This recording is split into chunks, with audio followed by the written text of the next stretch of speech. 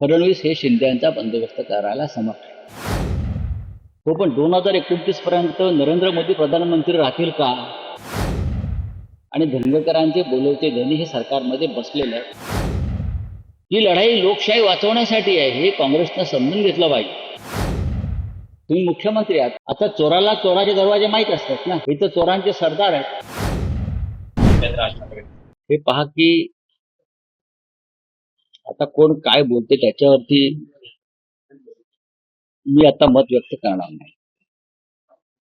काँग्रेस पक्ष हा आमचा इंडिया ब्लॉक आणि महाविकास आघाडीतला आमचा मित्र पक्ष आहे.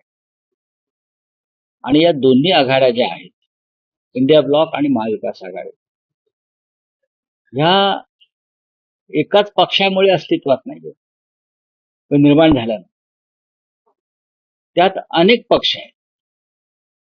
काँग्रेस बरोबर आमच्यासारखे अनेक पक्ष आहेत, म्हणून महाविकास आघाडी आणि इंडिया ब्लॉक निर्माण झाला. आता isakal.com आहे देशातील नंबर 1 ची मराठी न्यूज वेबसाईट. प्रत्येक अपडेटसाठी isakal.com ला नक्की भेट द्या. आता मुंबई महानगरपालिका किंवा स्थानिक स्वराज्य संस्थांच्या निवडणुका कोणी जर वेगळी भूमिका घेतली असेल तर तो त्यांचा प्रश्न आहे. पण आम्ही आमच्याकडून आमच्या मित्र पक्षांना, सहकाऱ्यांना अडचणीत येणारं कोणते विधान करणार नाही किंवा भूमिका घेणार नाही. राज ठाकरे महाराष्ट्र नवनिर्माण सेनेचे प्रमुख आहेत, त्यांचा स्वतंत्र पक्ष आहे आणि त्यांच्यामुळे जर कोणी भूमिका घेत असेल तर तोही त्यांचा प्रश्न आहे. आम्हाला भारतीय जनता पक्षाचा पराभव करायचा आहे. आम्हाला मुंबई अडाणीच्या घशात घालण्यापासून वाचवायची आहे आणि ह्या मुंबईसाठी संयुक्त महाराष्ट्र समिती स्थापन झाली होती, लक्षात घ्या. आणि त्यात सुद्धा अशा प्रकारे सर्व पक्ष एकत्र आले. काँग्रेसच्या नेत्यांना हा इतिहास समजून घेणं फार गरजेचं आहे की मुंबईचा लढा हा संयुक्त महाराष्ट्राचा लढा होता आणि त्यात सर्व मतभेद विसरून सर्व पक्ष एकत्र आले होते मुंबईसाठी. आणि आता पुन्हा एकदा साधारण त्याच प्रकारचं संयुक्त महाराष्ट्राच्या लढ्यासारखं वातावरण मुंबईत आहे. आता बिहारमध्ये काय राज ठाकरे आहेत का? काँग्रेसचा आणि कोणतं तेजस्वी यादवचं वाजले आणि वेगळे निवडणुका लढतायत बऱ्याच ठिकाणी. बिहारमध्ये राज ठाकरे नाही आहेत. बिहार मधला झगडा हा निवडणुका जवळ आला तरी काँग्रेस आणि राष्ट्रीय जनता दलात सुरू आहे. मग तिथे का राज ठाकरे आहेत का? तिथे उद्धव ठाकरे आहेत का? आम्हाला हेही नको तेही नको वगैरे. ठीक आहे, एक दिवसाचं प्रसिद्धीची वाक्य असतात ती. मुंबई ही महाराष्ट्राची राजधानी आहे, ती मराठी माणसाच्या हातात राहायला पाहिजे. आणि म्हणून काँग्रेस पक्षातल्या मराठी नेतृत्वानं पुढलं जे संकट आहे मुंबईवरचं त्याचा गांभीर्याने विचार केला. आणि आम्हाला जर काही बोलायचं असेल तर आम्ही राहुल गांधींशी बोलू ना, आम्ही मल्लिकार्जुन खरगे साहेबांशी बोलू, आम्ही वेणुगोपालजी आहेत सरचिटणीस त्यांच्याशी बोलू, आणि जे महाराष्ट्राचे प्रभारी आहेत रमेश चेन्नीथालाजी त्यांच्याशी बोलू.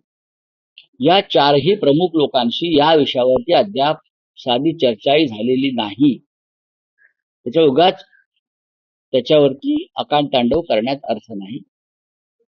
आम्ही सगळे एकत्र येऊन 1 नोव्हेंबरला निवडणूक आयोगाविरुद्ध मोर्चा काढू. त्यात काँग्रेसला आमंत्रण आहे, त्यात राज ठाकरे आहेत, त्यात माननीय शरद पवार साहेबांचा राष्ट्रवादी काँग्रेस पक्ष आहे, डावे पक्ष आहेत, सगळे पक्ष आम्ही एकत्र आहोत. ही लढाई लोकशाही वाचवण्यासाठी आहे, हे काँग्रेसनं समजून घेतलं पाहिजे. लोकशाही, संविधान आणि मुंबई वाचवण्याची लढाई ही अत्यंत निकराची लढाई आहे. हे आमच्या या सहकार्याने समजून घेतलं तर मराठी माणूस हे उपकार कायम लक्षात ठेवेल. काँग्रेसचा महापौर बसेल असं देखील नाही, आम्हाला तर काँग्रेसचा प्रधानमंत्रीच करायचा होता. पण नाही होऊ शकला ना. आम्ही इंडिया ब्लॉक निर्माण केला तर आम्हाला राहुल गांधींना प्रधानमंत्री करायचं होतं. आम्हाला, आम्ही असं नाही म्हणालो की शिवसेनेचा करायचा आहे किंवा अन्य पक्षांचा करायचा आहे. आमचा विचार, आमची भूमिका स्पष्ट आणि पारदर्शक आहे.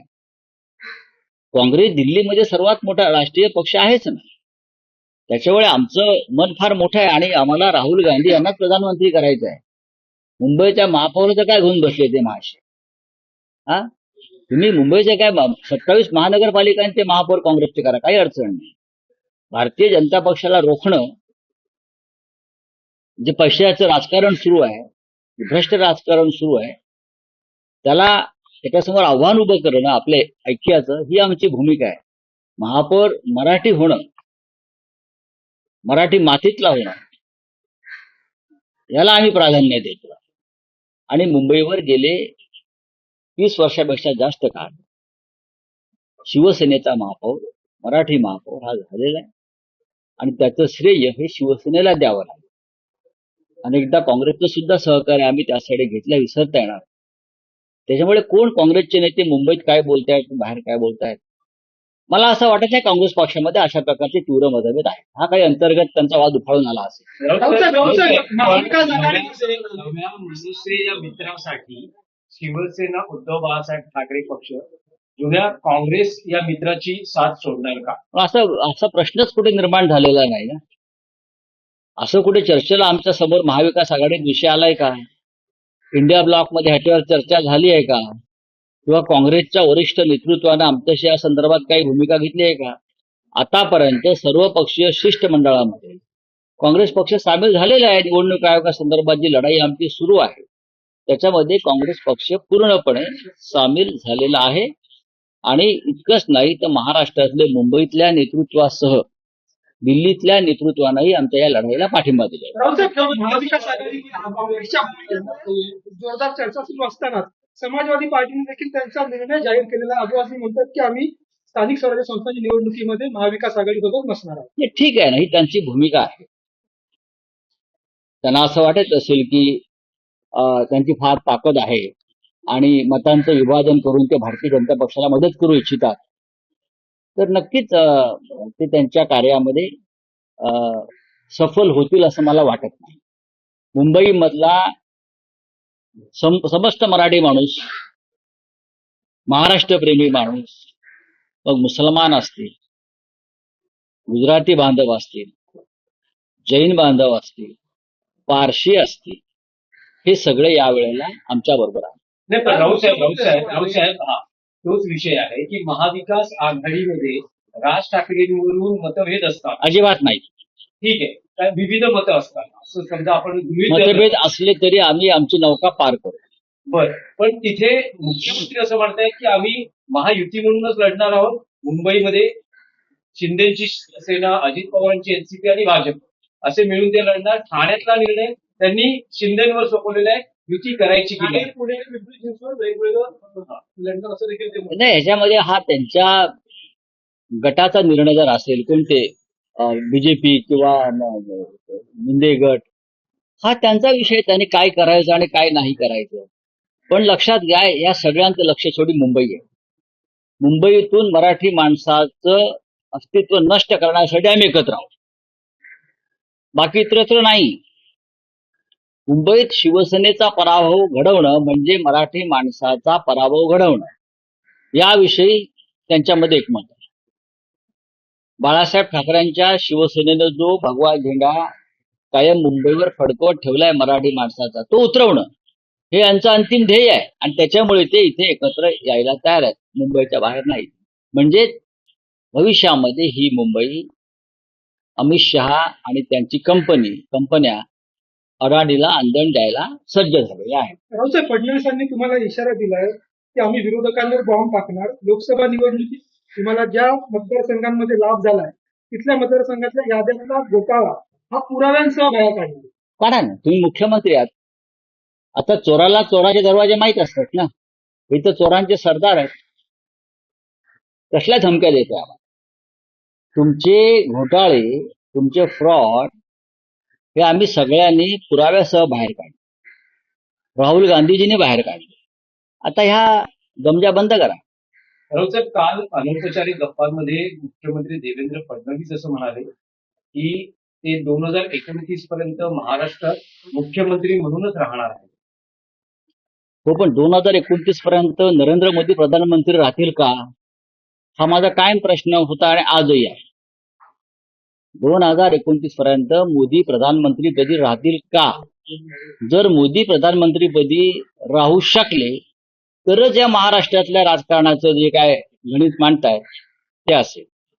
माझ्या आकलनाप्रमाणे केंद्रामध्ये भारतीय जनता पक्षामध्ये मोठ्या घडामोडी घडण्याची शक्यता आहे.